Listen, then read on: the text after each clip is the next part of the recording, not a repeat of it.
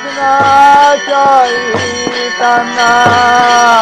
Prabhu Nityananda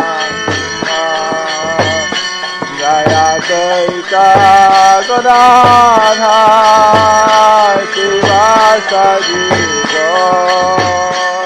The following is an evening darshan given by His Holiness Jayapataka Swami on April 24th, 1982 in New Orleans, Louisiana.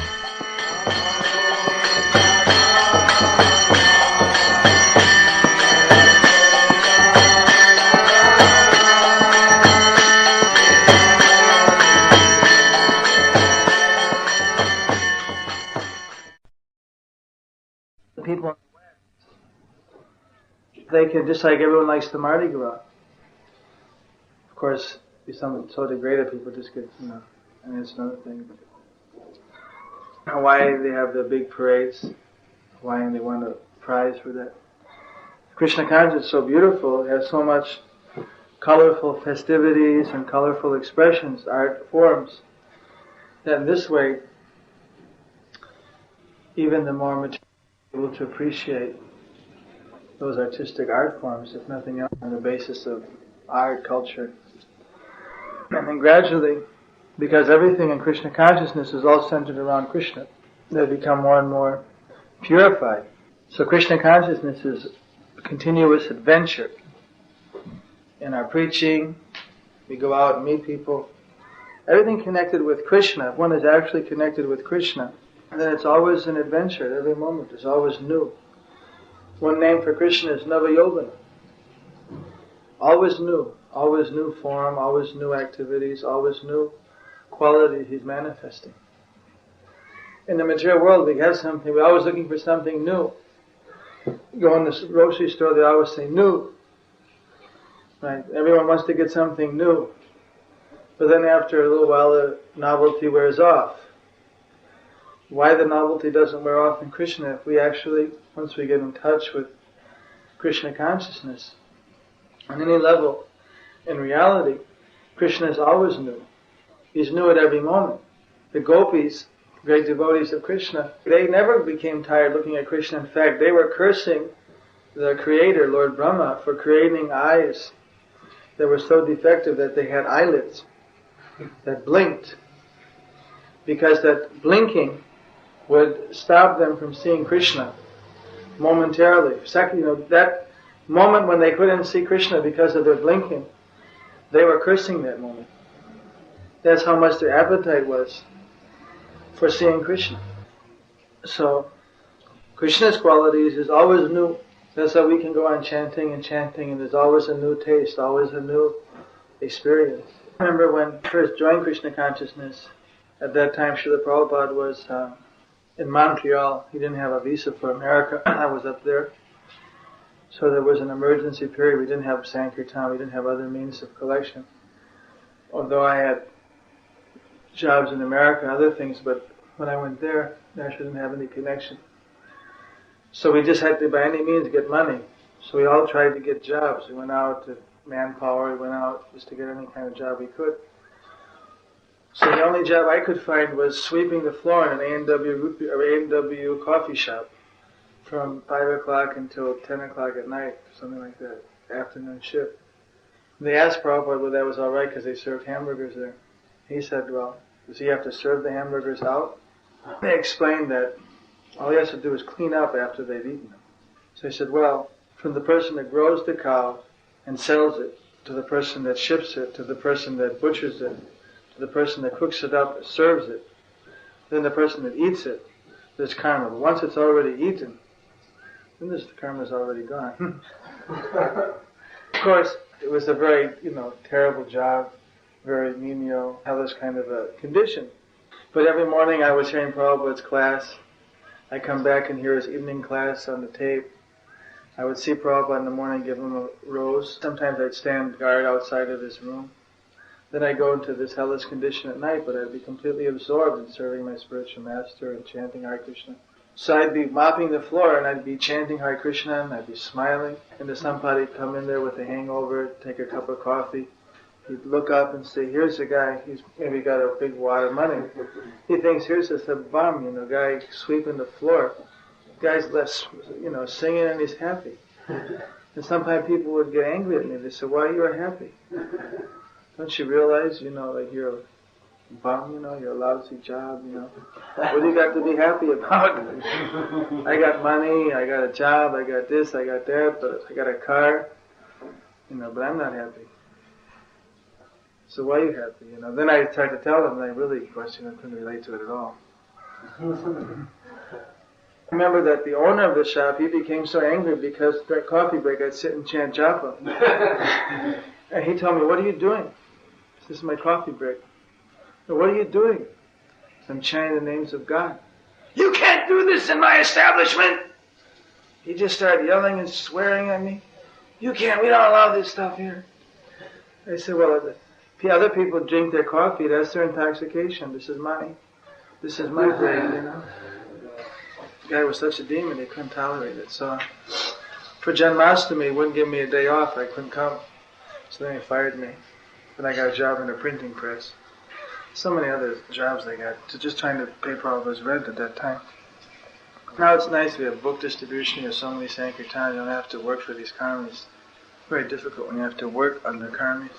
But the point was that I could see so many people and they're just so miserable. And they couldn't understand that why a person would be happy, no matter what condition he's in. And in Krishna conscious, one is Krishna conscious. Just chanting Hare Krishna. Doesn't matter externally what situations one in. One can actually be always happy. Can always be transcendently situated. And every day, since that time and up to today, is always a new festival. Always a new experience. Everything in the association and the service of Krishna. When we go preaching in the villages, you always meet, or in the cities, wherever it is, you always meet so many people. Different questions, different amount of interest. It's amazing how many people, like, I was flying from Geneva to Zurich, and right next to me, a man pulls out a letter from his daughter, happens to be in Nepal. He's a director of the Piper, the company that owns, the big conglomerate that owns the Piper Cub airplane company, multi-millionaire. And he's reading this letter from his daughter's. I saw the letterhead was in Sanskrit. And then he starts talking, he gives me his card, says, come by next time you're in Geneva. Come by, stop by and see him. So like that, you meet Krishna always brings one to different people. How many times I've sat next to people that know about Krishna consciousness, that have become, you just see that Krishna is always arranging to bring people together. So in this way there's unlimited scope for helping people just by working as Krishna's agent. People are always looking for something new. But in this material world, that newness is just very superficial. But in spiritual life, the newness is so internal and so real because it's in connection with Krishna. That actually at every moment there's expanding service, expanding consciousness, expanding freshness in one's service. Of course, especially one can appreciate if one gets up to the level of ruchi, or having a taste for devotional service. In the beginning one has to become free from the contamination of bad habits, of materialistic attachments. That's called anartha nivritti. Anarthas are different contaminations that are in the heart. These contaminations are cleansed away by chanting, by serving. It's natural that we be attached to Krishna, we be attached to Krishna's devotees. But in material life, we don't have that association. So because we don't have the association, and the initial stage, our attachment is spread over so many things. We're attached to, we were attached to maybe being number one in our class, or getting an athletic letter, or so many different things, having different kind of friends and different kind of social environments, and all this kind of a familiar friendship, love, different types of attachments are in the heart.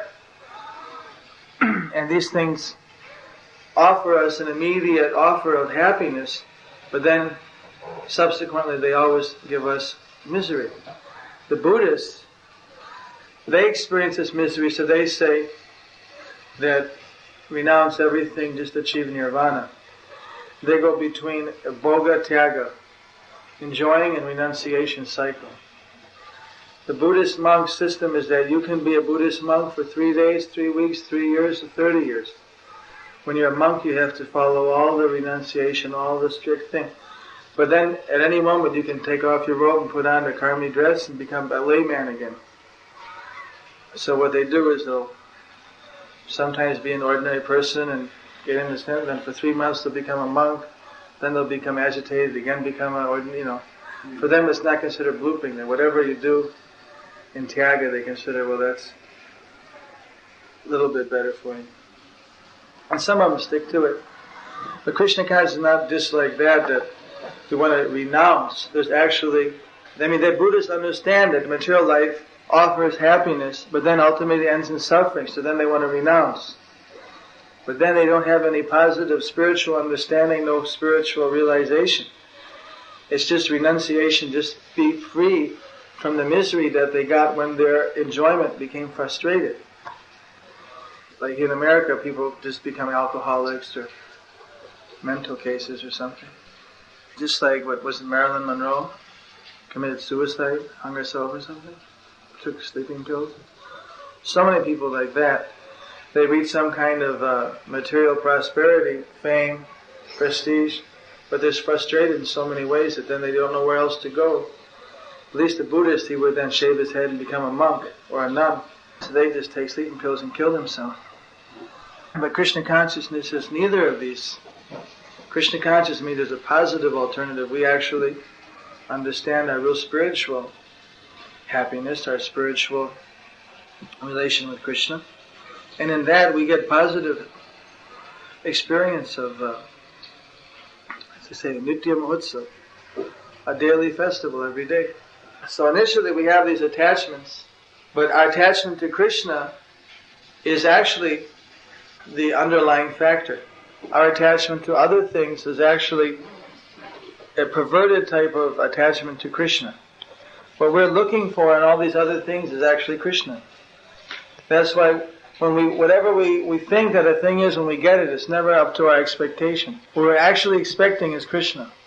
What we're actually wanting is Krishna. But we don't have the words or the concepts or the understanding to know that. We just know that whenever we get the thing that we wanted, it wasn't enough, it wasn't really what we wanted. There's something more. There's something missing. We go on looking, what is that? Actually what we're looking for is Krishna. Because Krishna is complete. Krishna is at everything.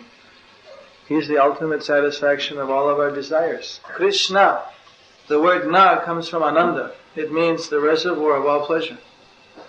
Krishna means all attractive. What we're always being attracted to in different people is actually just part of Krishna. So initially, we have all these superficial attachments. Therefore, our consciousness is splayed over so many desires. So these are called anarthas. These are unwanted. They agitate our mind. They disturb us. So we chant Hare Krishna, we serve, we surrender to the spiritual master, and these anarthas are cleared away. When they're cleared away, then we become fixed in devotional service. And from the fixed platform, we develop a taste, an actual nectarine taste of devotional service. Some people may immediately get some taste, even in the beginning stage, just because Lord Chaitanya is so merciful. But when one gets up to the stage of ruchi, or full taste, at that time the anarthas are cleared away. One no longer has strong attachment to these material distractions. And one is steady in the devotional service. The mind is not agitating in so many ways. And one develops a taste. And that taste is natural.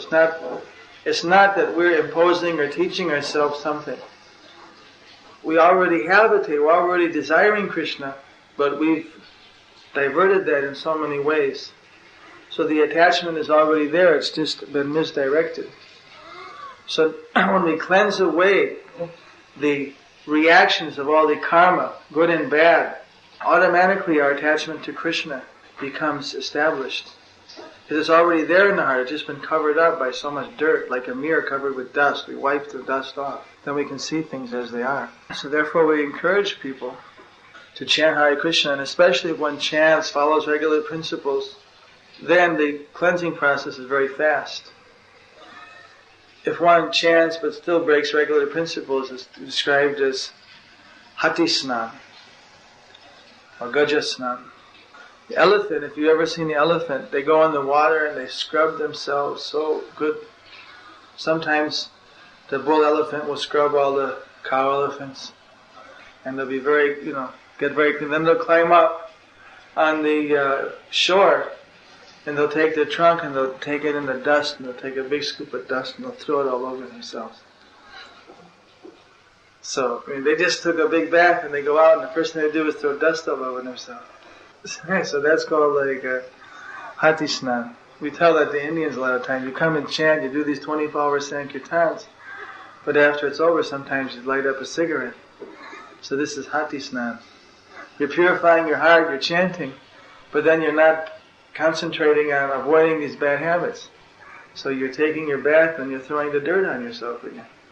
So we try and encourage them to be a little more austere so they can get rid of these attachments. Once you get rid of your material attachments, simultaneously, it's like a progression. There's 8 levels. As you're more attached to material life, then you're less attached to Krishna. Automatically, as your Krishna attachment increases, your material attachment decreases. Finally, when you get up to bhava, you only have 1% attachment to the material world, and 99% attachment to Krishna. And then when you finally reach prema, then there's no attachment to the material world at all. That's considered to be a completely liberated state.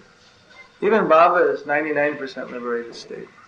So this is the basic process. If we want to engage the people in the festivities of Krishna consciousness, even if they say, this is very nice, oh, this is a nice thing, even if they appreciate like that, immediately they get so much benefit. You'll find in the Bhagavatam that it says that if a person appreciates what someone does, if a person supports, approves, he also gets the same result as the person doing it. So even if people see the Hare Krishna party, some people, just like last time we went here for the Rath Yatra at Bourbon Street, we're giving out books. And somebody said, these people are always smiling to Hare Krishna. One man in a bookstore, he mentioned to one of the devotees. So just that approval, immediately he gets so much pious, so much sukriti for that. Of course, the quantity, he'll get the same, in other words, he'll get the same spiritual benefit just by approving. But according to his approval or his involvement, the quantity will be different than a devotee. If he gives $10, he gives 10 cents, or just gives a good word. Depending on how much that is for him proportionately, then still he'll get a benefit from that. So in this way, people who appreciate Krishna consciousness, they benefit more and more. Some of those people who criticize or try to stop it, then of course they're pulled down, unless they get a special mercy of some devotee. But basically this is a very simple process. At the same time, because the philosophy contains everything, so many people, they can't immediately understand everything. But just so they can understand that, they should chant Hare Krishna, and they should try to understand the Bhagavad Gita. Then those who are more intelligent, those who are more philosophically inclined, more fortunate, by their being Krishna conscious, that will affect so many other people. The Prabhupada said that 1/10 of the people, they become Krishna conscious, the whole society will be completely changed. Questions? Now's your time. What was the name of it? What was the name of the book again? Mahabharata. Sorry, at what stage does one enter into the relationship with Krishna personally? Prema. That's what. At Baba there's some exchange sometimes. When he reaches prayer, then he comes to his constitutional? Prema means you can't reach prema until you actually see Krishna.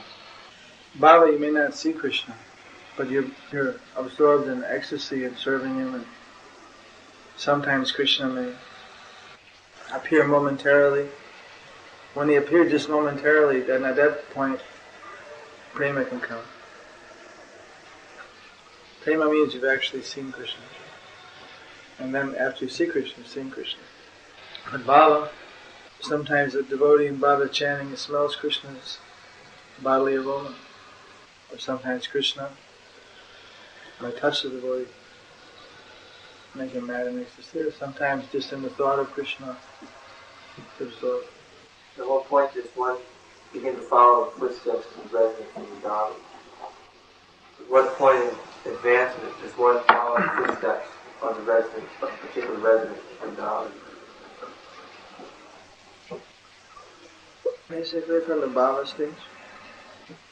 That's why the people that are still having anarthas or bad habits, or they're just kanishta adhikaris, and then they try to imitate and immediately try to follow the system of becoming under the shelter of one of these associates. So artificial. Till one comes up to the platform, then how can, until one's attachment for material society, friendship, and love is transcended, how can one actually experience what is eternal relationship is with Krishna? It will start to manifest. It can start to manifest at bhava stage. But when one is actually in prema, then it's really revealed, realized, shall we say. You mentioned the 9 forms of material nature. What are they? What are the functions or attributes? No, these are just different. She appears in different places, in different forms. It's her personal form.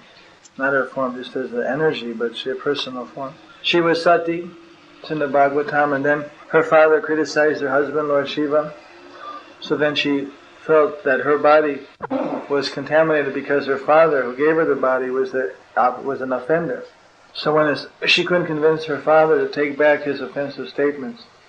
And she sat in yoga meditation, and in the anger that she had taken birth from such a father who had been an offender, a pure devotee of Krishna, her husband, she burned herself up in yogic mystic fire and destroyed her body.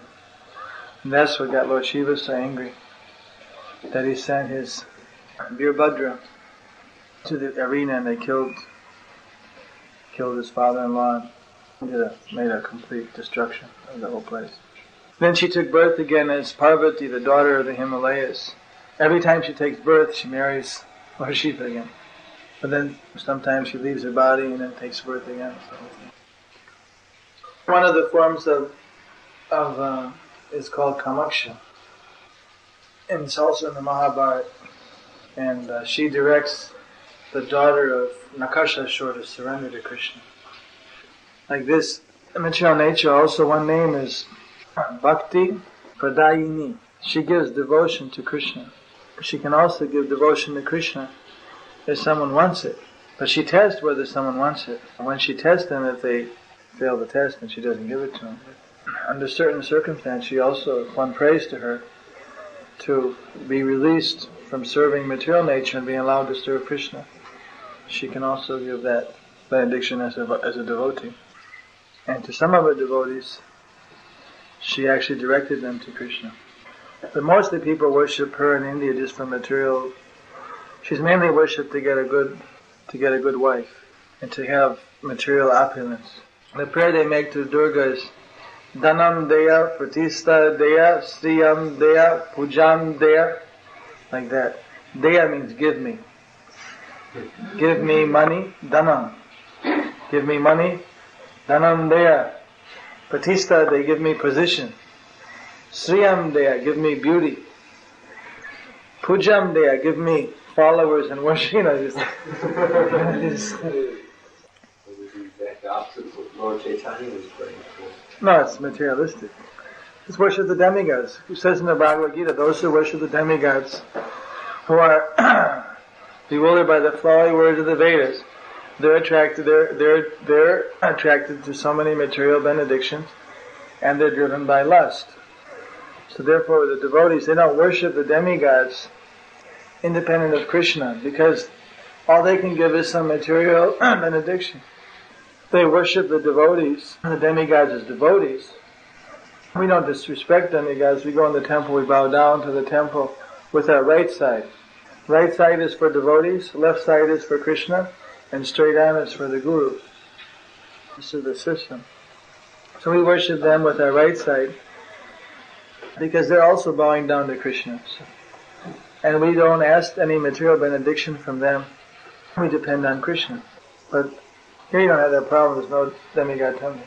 But in India, we're supposed to respect them as great devotees. One time we were on the boat preaching up the Ganges, and then one of the devotees started criticizing Kali.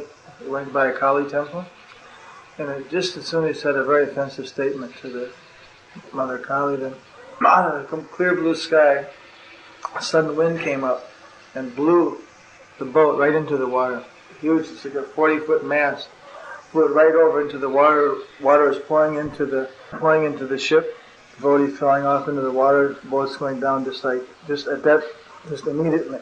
Then the captain had to cut the sail with the rope right from the mast, and then the boat went back up. The devotee paid his obeisances. So although we don't worship them, we don't also want to get into any criticism. I mean, there are devotees, but they have some material desire in most cases. Some of them are powerful energies which are just doing Krishna's service. So she's the material energy. Her job is to keep you in illusion. Those souls who want to forget Krishna, she's the energy that makes one forget Krishna. Otherwise, it's not natural for you to forget Krishna. So Krishna has an energy. If you want to forget Krishna, then he has provided an energy to do that, to put you in illusion. So we want to avoid serving illusion. So in a sense, we're declaring war on her. But everything's fair in this war, so sometimes even one prays it. You're very powerful, so for me, you can just leave up. You can give me some, penalty points. Any other questions? In India, which temple do you consider architecturally the greatest of all? Is there any outstanding temples outside? So many different styles, different. Ask Surabhi, ask our architectural minister.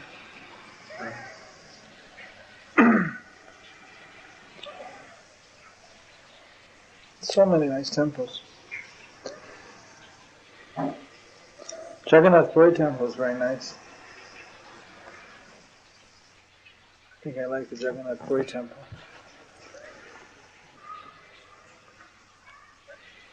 There's some very nice temples in Vrindavan also. But some of the bigger ones are broken by the Mohammedans.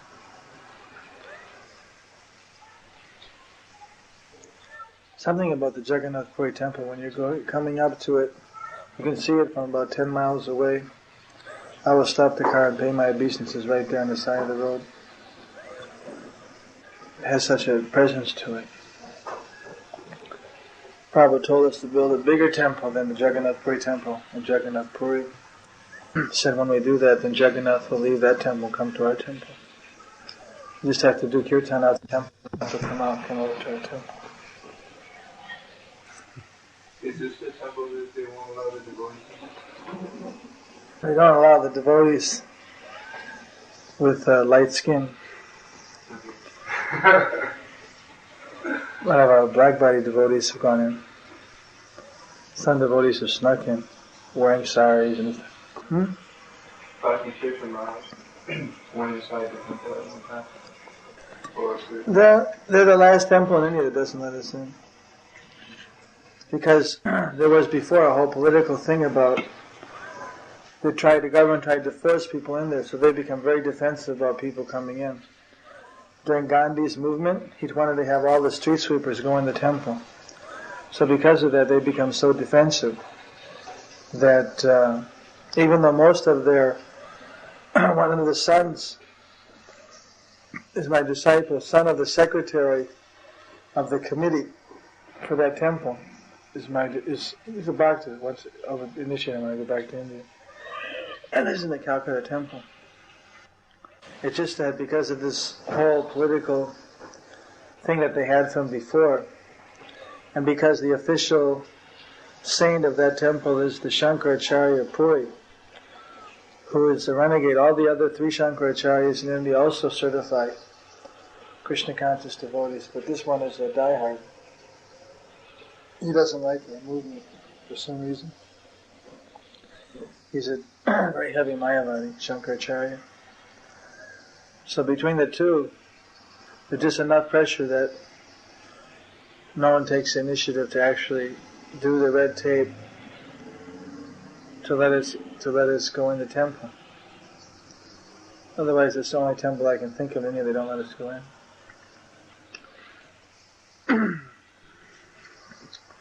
But our devotees, I just send my Indian disciples in and they buy the prasadam and I go there for desserts.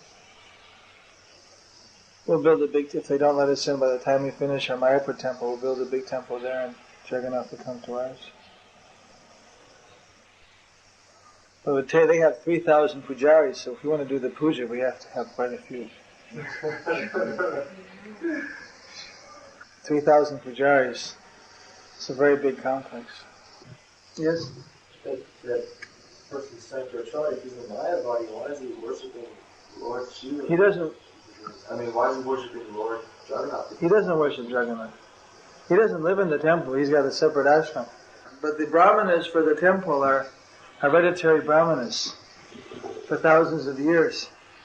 And when Shankaracharya, the original Adi Shankaracharya, preached in India, at one point he drove out Buddhism from India, and he was the topmost preacher for some period of time. At that time, the Shankaracharya in Puri was given some kind of a position as like the official sannyasi, advisor of the temple. He has his own separate ashram.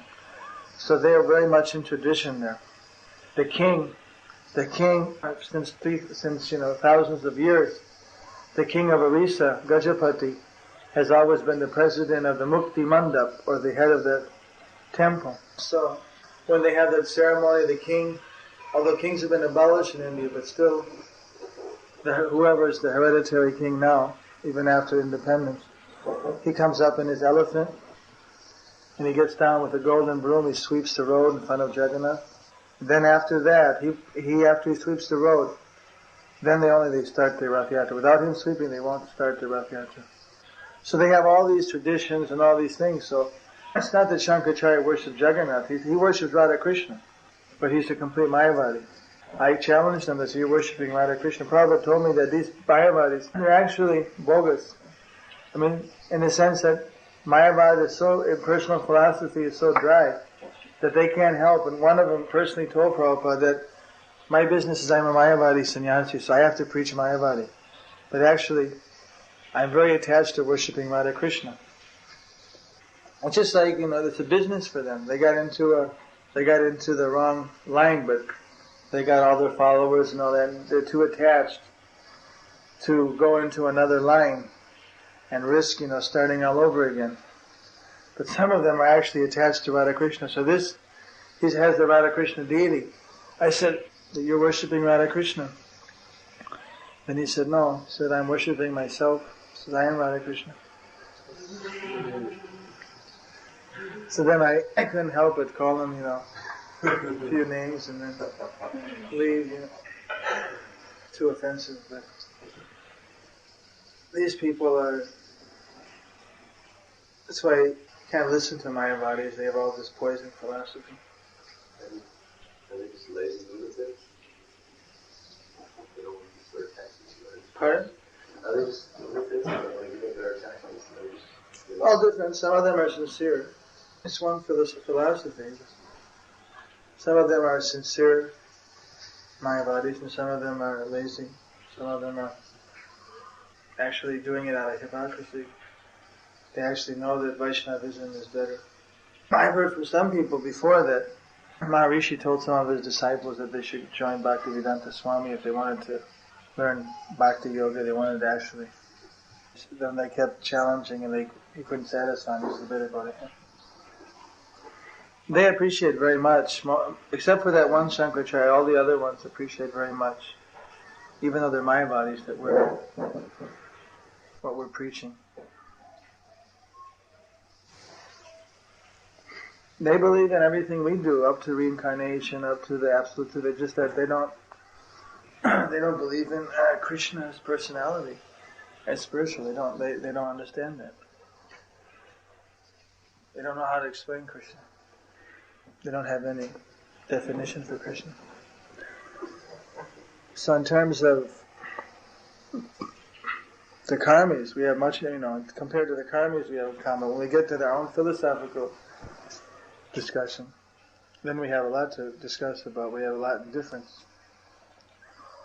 So right now there's so many opposing elements in India. The Mohammedans are going and converting the tribal people and the Hindus outcast into Mohammedans and this and that. So there's many common ground that the Mayavadis are approaching us on the common grounds that we have to use us to preach and spread Harinam, because they have all these caste traditions which stop them from preaching to the people. It makes them much more rigid in there. But what Lord Chaitanya is, when we go to the masses, we go to the people, and we spread Harinam. So they're requesting us to take up the preaching, because when they do it, people don't believe them, because they've been so bigoted for so long.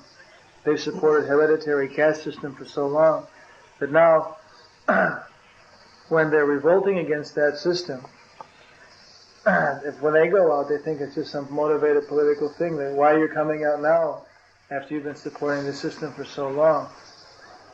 They know it must be some political thing.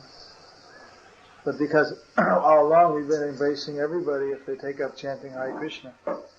Therefore there was a magazine, I think they published, Who Will Save Hinduism? I think they published it in the World Review.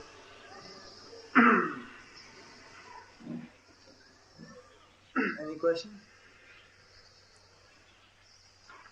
We don't have much to do with them. They're pretty ineffectual nowadays. Prabhupada called those people that judge a devotee by what skin he is as tanners, shoemakers, because they're not seeing the soul, they're seeing the skin. So the people that make shoes, they're expert whether the skin height is good, whether it can be made into a bag or a shoe. So he called them as cobblers. They're judging a person by what skin he is, not seeing the actual person, his soul, his heart. We just did a big program in Jagannath Puri outside the temple, and some of the people from the temple came in and lectured. I think that within some time you'll have a change of heart. Last year we had over 1 million people. 9 kilometers, 6 mile long. Not yet a route. Whole route was just packed with people. I've heard it said that if you pull on the rope, the Lord's car comes up after you go back to God. Is that so? Yes.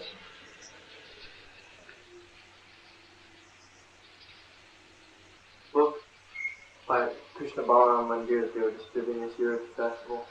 Some of the devotees brought back about the places of pilgrimage in Vrindavan and stories about that. It was printed by the Krishna Balaram Mandir. Do you know about that book? I wonder if the stories are bona fide enough. If you didn't know about it, and if the new Maharaja didn't know about it, that's okay. I wouldn't want to use those stories. It says put out by Krishna Balaram Mandir. He never saw it. I thought you knew about it or had I don't know many of the stories in Vrindavan. Some of the stories may be from the Puranas and some from the Goswamis, and some are what the local pujaris say.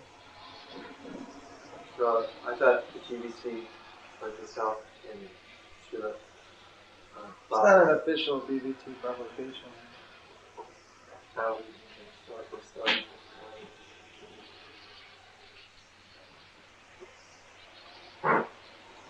Would probably be best to go and use simply Prabhupada's books in something that you're not quite sure about. Right? Yes. If you said it was this kind of approved story or something, I would consider using that sometime. I haven't seen the book. Right.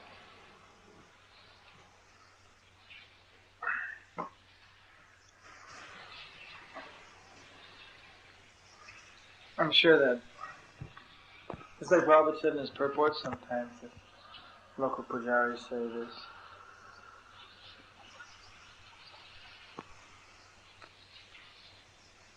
If you might say it is said that.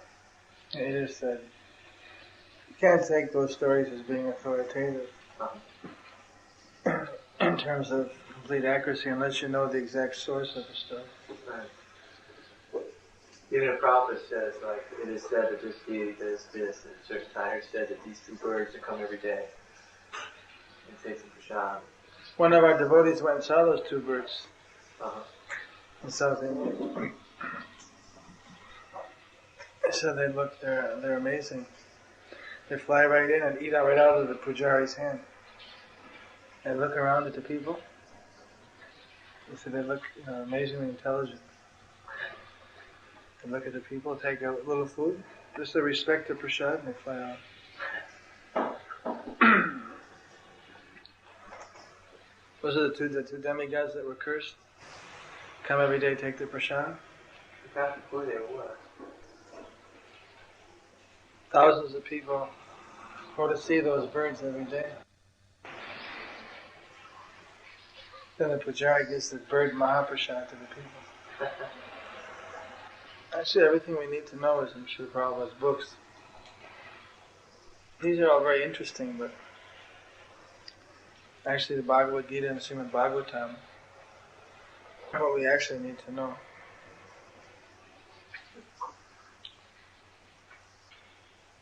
How was Sankirtan today? Like Krishna was testing me all day. Rainy day? Yeah, or I don't know if they evaluated Krishna on my mind. It rained a little bit. And so should I stay here at this shelter, or I think I could do better over here, but it might rain over here. I don't have any shelter. I didn't have a coat, I didn't have a hat. So I stayed at the shelter and I worked, so I'm not going to do good here. So I left. Where I thought I would do good, and it just poured down raining. So, I cannot sustain the time. So I went back to the shelter, spent all this time traveling backwards and forth. Shelter? Bomb shelter? I thought, in Chicago we call it a viaduct. What's it called here? Bus terminal? Overpass, yeah. And I could stand on there and see a lot of cars coming and I can just think of something. But at the end of the day, I didn't get much laughter, but the people were nice. It was good, so I felt better. I was meeting nice people.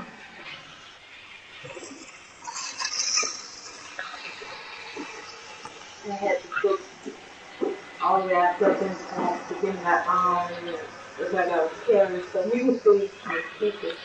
And they're like, what is all this you have? And I was trying not to get the book sweat. I was thinking there was donation for the book.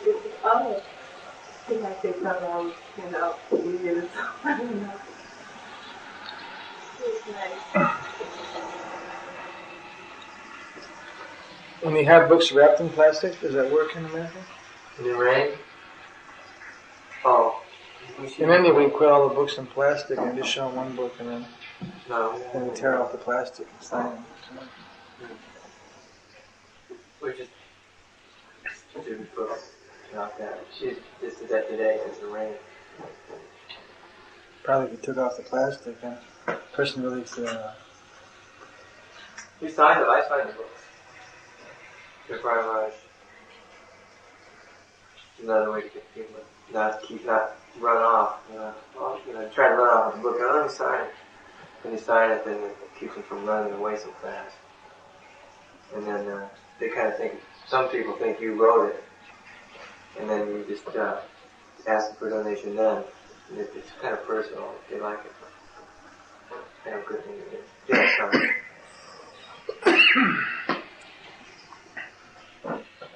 we've been going a lot to people in the city, because the city's been, at first it got all, we distributed so much around here that barely anybody wanted to see us anymore.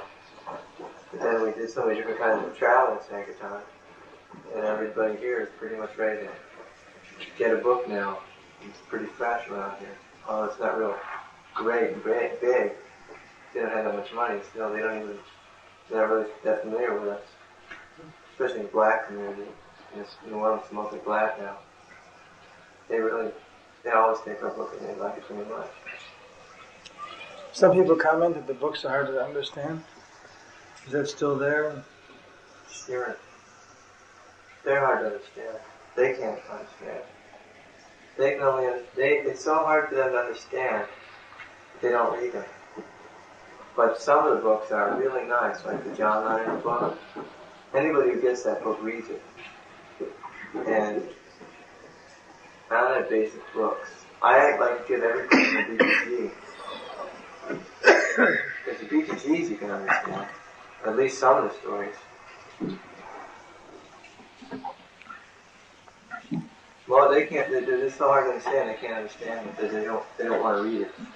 But if they ever have gotten a John Lennon book, they always tell me that I read it. Now, did you read? I asked if they got other books. Did you read it? No, but I'm gonna read it.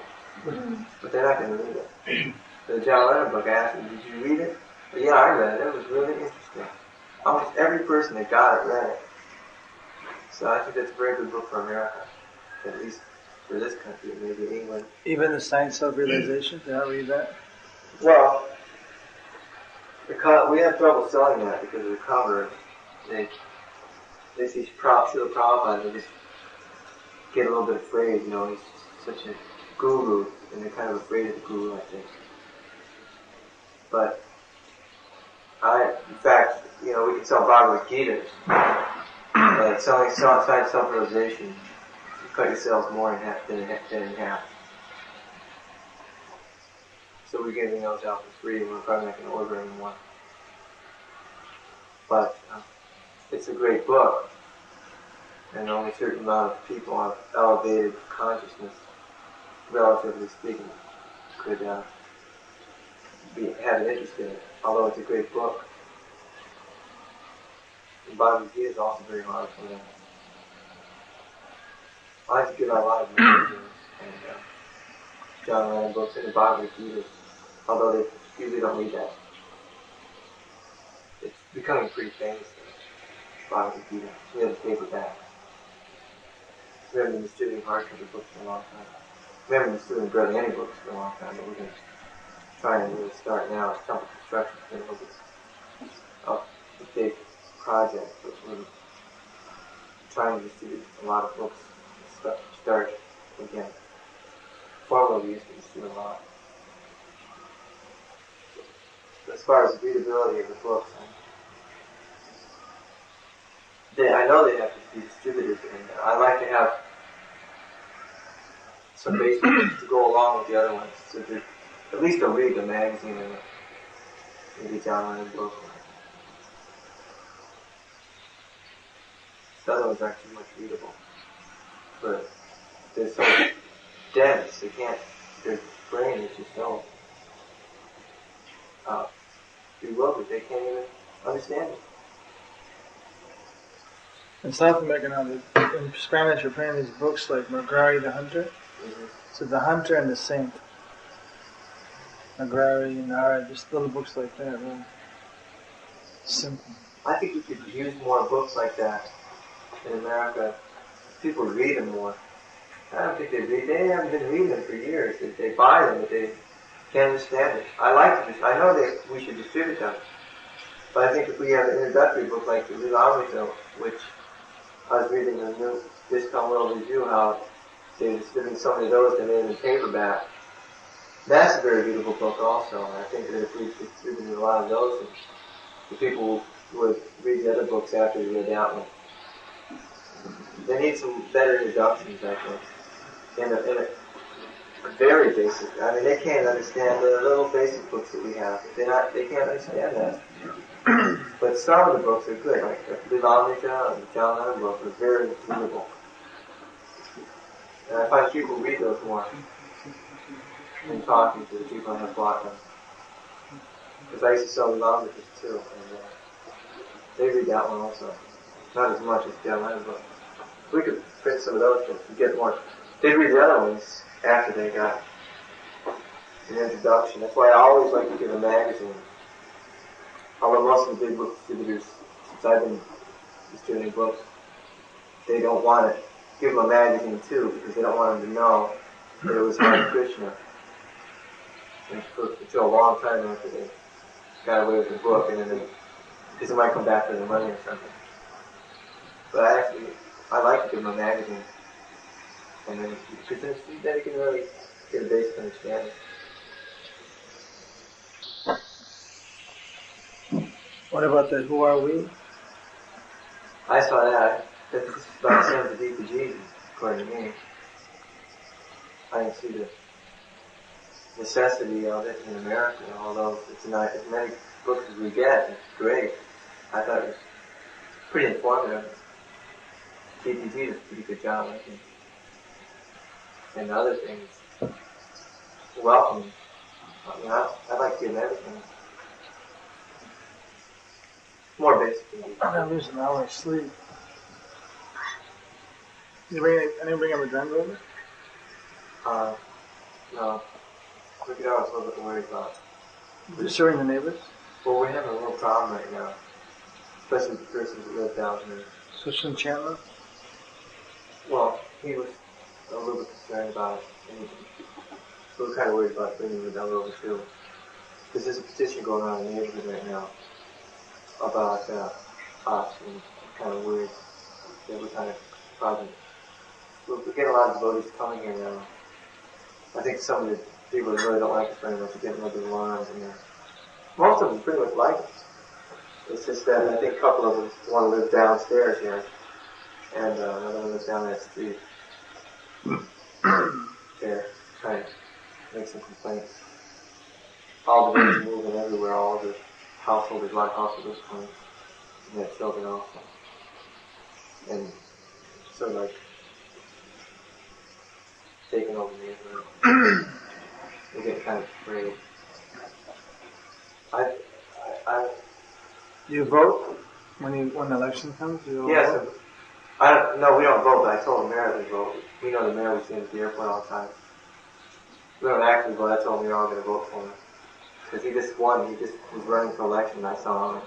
And I did myself saw him. And we meet all the people at the airport, all the local officials. But they can know if you vote or not. They'll actually. I don't think he was going to investigate it, but we didn't. No, but I'm sure the local, when it gets right down to the local party in the neighborhood, they know who votes and who doesn't vote. All right. And if you vote, then they respect you a lot more. They don't want to lose your vote. I told him we were going to vote, and he changed his. He used to put us off a little bit. I told him we're going to vote. We got a lot of influence. We had a whole bunch of people living there. We had a lot of friends. We were going to invite him to a Rath Yatra. Because he became kind of favorable when I told him that. And he had changes. Started really talking, Took our book and really liked it. We haven't actually voted though. In New Vrindavan, they make or break the guy. In that part of the country, they got 250 votes, there's only 300 people.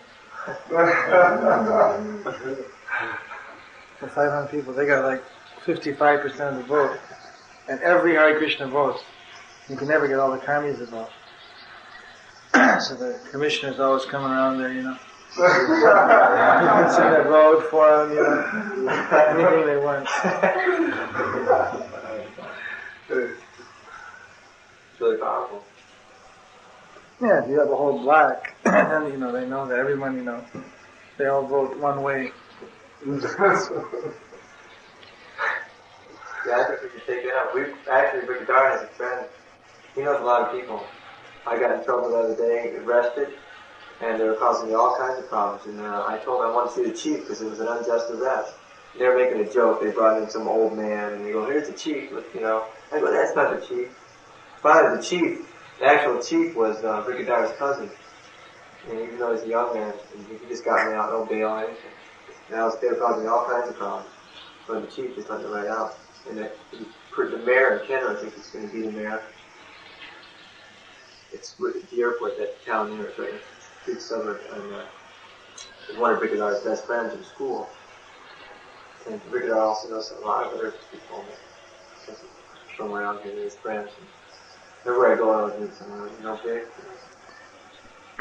A lot of his friends are going into politics. He's actually been working with some of them.